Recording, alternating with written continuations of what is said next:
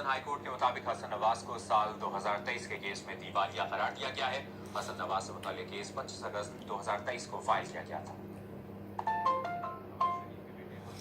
London high court ने दिवालिया करार दे दिया। हसन नवाज को बरतानवी हुकूमत के टैक्स रेवेन्यू डिपार्टमेंट के टैक्स केस में दिवालिया करार दिया गया। लंदन हाईकोर्ट के मुताबिक हसन नवाज को साल 2023 के केस में दिवालिया करार दिया गया है। हसन नवाज से मुतालिक केस 25 अगस्त 2023 को फाइल किया गया था। अस्सलाम वालेकुम वरहमतुल्लाहि वबरकातुहू। आप देख रहे निगहबान पाकिस्तान, मैं कुर्बान इमरान खान। अभी तक फायरवॉल जो है ना मेरे पे भी लग गई है, या बाकी लोगों पे लगी तो मेरे पे भी लगी। मैं वक्तन वक्तन पूछता रहता हूँ, लेकिन मेरे 3-4 बई ख्वाहों ने बताया कि वो आता है, नोटिस आता है, लेकिन वो दुबई में है, बहरीन में है, सऊदी अरब में है और इंग्लैंड वगैरह में, लेकिन पाकिस्तान में उन्होंने जो है ना वो कर दिया। तो इसी वजह से हमने अपना दूसरा चैनल भी एक और लॉन्च कर दिया, डर्टी पॉलिटिक्स ऑफ पाकिस्तान। अच्छा जी, यहाँ तक तो आ गई, आपने खबर सुन ली है। मेरे अगर कोई चप चप दी, जिस तरह वो आता है ना कमरुजमा कहरा के आवाज, इस तरह चप चप दी आवाज है तो मेरे मुंह में गोली रखी हुई है, दांतों के मसला है। मैं चूस के खाता हूँ गोलियां, खा नहीं, अंदर नहीं छोड़ता, चूस जाता हूँ। सपने वड्डे आ तो मुझे कड़वाहट महसूस नहीं होती। जिन्होंने सपने वड्डे आ तो नहीं मरिया तो वो किड्डा जहरीला सप होएगा।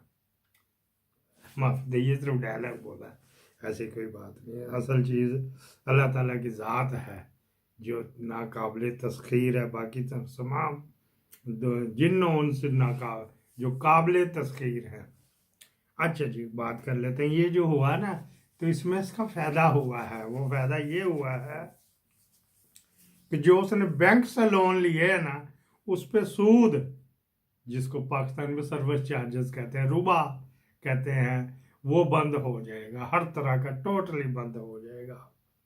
उसके ऊपर एक तो ये फायदा हुआ, लेकिन उसको डिफॉल्ट उसने कहाँ से करार दिलवाया? टैक्स डिपार्टमेंट से। इसके पीछे एक बहुत बड़ी मनहूस खबर होती है। पाकिस्तान में वही कानून है जो पूरी दुनिया में है, लेकिन यहाँ तो बंदा खरीद लिया जाता है या उठा लिया जाता है। तो वो पैसे कहाँ गए? वो पैसे जो थे वो कहाँ गए, किधर करता रहा? वो मनी ट्रेल देनी पड़ेगी। है नहीं है ये रहे वो जराए, वहां जराए नहीं चलते। कहते एविडेंस दस, तूने कोई कारोबार किया था कि नहीं किया? तो वो पैसे फिर किधर गए, किसको दिए? बंदा मर गया, उस बंदे के कारोबार क्या था जिसको तूने पैसे दिए थे, ये जिसको माल दिया था, ये जिसको प्रॉपर्टी बेची थी। वो बड़े दूर तक जाना पड़ता है, 7 पुश्तों तक जाना पड़ता है, कोई जान छुटी नहीं। यहाँ पे उसने अपना करवा लिया ताकि उसके ऊपर बैंक का किसी भी किस्म का सर्विस चार्जेस रुक जाए। जो इंटरनेशनल कानून है ना, वो तो सूद मुरक्कब उसको कहते हैं। अगर कोई मेरी उम्र के हैं तो उन्हें पता है कि सूद मुफरद और सूद मुरक्कब।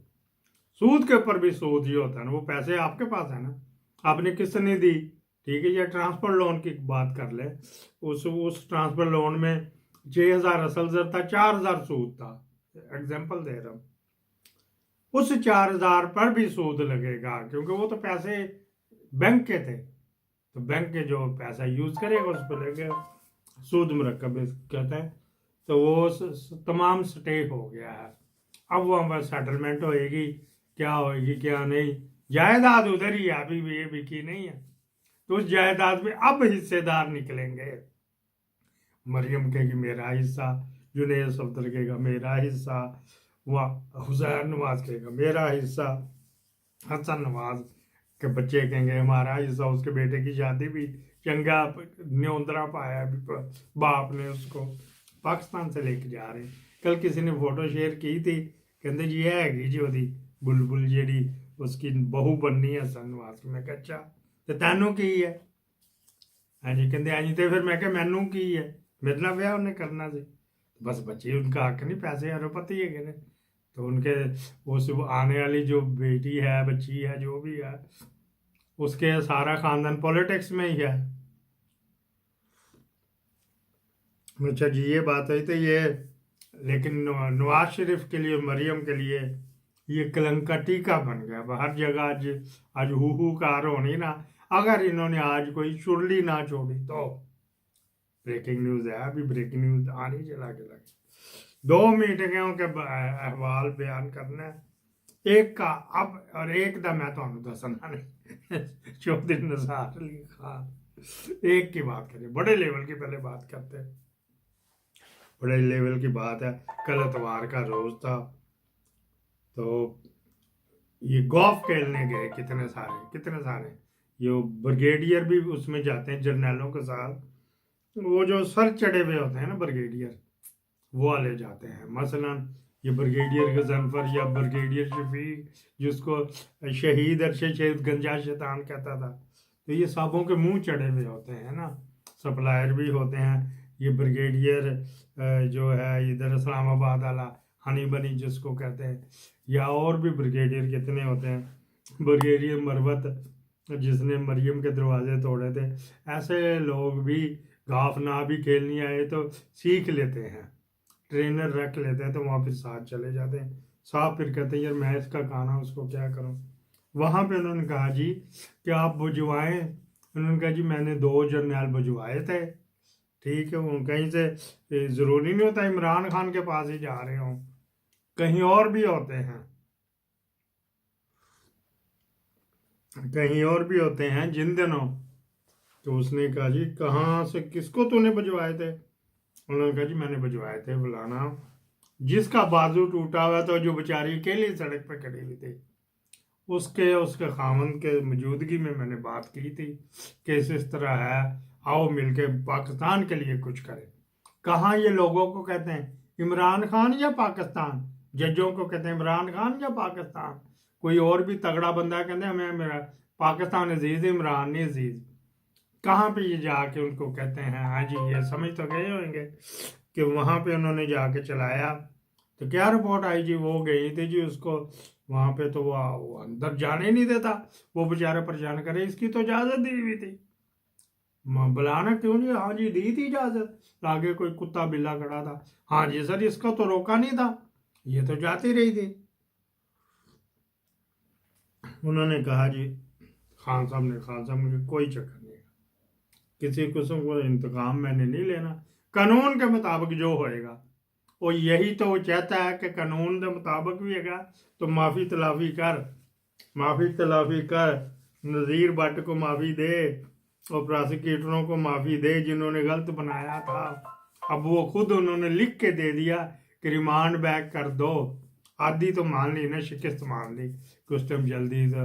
वो कौन था, बशीर था, वो तो मेरे ख्याल मुल्क से बाहर नहीं भागने देते, मेरा ख्याल है भाग गया।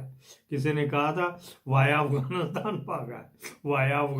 भागा, तो उसको बाहर। इन जजों का भी फिर वो नहीं मान रहा, उसने हाँ भी नहीं की, ना भी नहीं की। जनरल की तरफ तो आदर कहते मेरा इनके साथ क्या ताल्लुक है, मेरा इनके साथ क्या ताल्लुक है, कोई सिलसिला नहीं कि पाकिस्तान की खातिर आओ बैठे, पाकिस्तान की खातिर आओ बैठे। अच्छा जी, ये हो गया कि वहां पे टेरी टा देते, सरेंडर कर दिया जर्नैलों ने। पहले तो इंदिरा गांधी के सामने किया था ना, जनरल शर्मा के सामने किया था के न्याजी ने, अब न्याजी के आगे इन्होंने सरेंडर कर दिया। और कितने ही दौड़ाए हुए हैं। तो जनरल लोधी ने उसको जाने पड़ी जनरल लोधी को कि आपको ये क्यों जरूरत पड़ी थी। वो भी ट्वीट के जरिए कि जी वो ये इसका एतबार नहीं, इसकी कोई गारंटी नहीं दे रहा, इंतकाम लेगा कि नहीं लेगा। इस तरह मिलते जुलते 3-4 ट्वीट ऊपर नीचे उसने झाड़ पड़ी उसको। वो नहीं था वहां, उसकी पीठ पीछे उन्होंने कहा जी मैंने उसको कहा कि आप ये क्या हमारी नाक कटवा रहे हैं, एटमी ताकत की फौज के सरबराह की नाक कटवा रहे हैं कि जी आप लिख के दो कि किसी से कोई इंतकाम नहीं लोगे वगैरह वगैरह। तो ये उसको पे गया एजाजवान। आज जो हफ्ता शुरू होना है, आज जो हफ्ता उन्होंने मांग ली प्रोड्यूसरों से, मीटिंग ऑनलाइन की, बताओ भी किस किस को बुला रहे हो, क्यों क्यों बुला रहे हो, टॉपिक क्या होगा। तो हसन नवाज वाला तो नहीं रोकेंगे ना, वो तो नहीं रोकेंगे। ब्रिगेडियर गजनफर की बात कर रहा हूँ।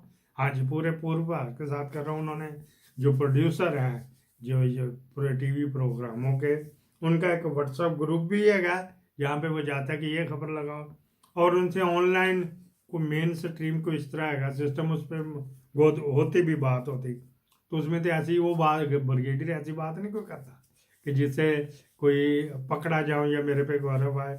वो सिर्फ पूछते हैं कि सर जी आज क्या क्या प्रोग्राम है, अच्छा कौन कौन मेहमान बुला रहे हैं।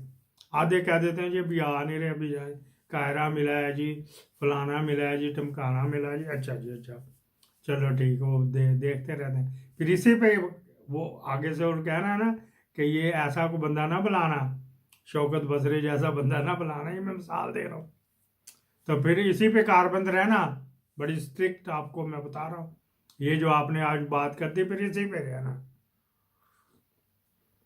उस पे जो है लोधी का नहीं, मतलब मिसाल दे रहा हूँ, लोधी की जो मांग रहा है तो वो नहीं करना, वो एक बेचारी ये रो पड़ी, इसका भी दे दे। मैं इसकी बड़ा कुछ जानता हूँ, लेकिन ताल्लुकदारी आज तक अपने हाथ नहीं चूमा। बड़े लोगों का तो शो पे बुला के हाथ चूम रही होती है। हाथ चूमने का आप शैतानों की बात कर रहे हैं। सबसे पहले तो मैं एक बात प्लीज क्लियर कर दूं बच्चा, मेरी उनसे कोई रिश्तेदारी नहीं है, ना ही मेरे शौहर की है। मैं जिंदगी में पहली दफा उनको मिली थी उस दिन, और ये आसिम साहब के साथ जो बार बार हमारी कनेक्शन बनाई जाती है, I have never met the gentleman and I am not related to him. If Mohsin Naqvi is my husband's brother, तो इसमें मेरे 18-20 साल के करियर को क्यों सवाल में लाया जा रहा है? कई लोगों ने ये तो कहा कि जी प्लांटेड है। खुदा की कसम, ला इलाहा इल्लल्लाह मुहम्मद रसूलुल्लाह, मुझे नहीं कभी देखा, मगर लोग क्यों खरीद? The first time, that's why I was very formal with her when I was speaking to her, because I don't know her, because you know, मुझसे फॉर्मल नहीं हुआ जाता। मैं आपको बचपन से जानती थी, मैंने आपका पहला इंटरव्यू किया ही हा करके किया, पागलों की तरह किया जिस तरह हम घर में बैठे हुए हैं, तो फॉर्मल सेटिंग थी। So were you ready for the backlash? मतलब were you expecting कि इसकी कोई backlash होगी? खुदा की कसम मुझे कोई आइडिया ही नहीं था। मैं तो लिटरली उन्होंने बात की और मैंने हाथ इसलिए चूमा क्योंकि यू नो व्हाट्सएप मैंने कितनी मार खाई है अपनी एक प्रीवियस रिलेशनशिप में। आपने मेरी वो हालतें भी देखी हुई हैं। किसी एक इंसान ने तो किसी के लिए स्टैंड उठाया ना, और एक औरत नहीं उठाया। So I was just very grateful. क्या रुलाए कि क्या, पाकिस्तान जिंदाबाद।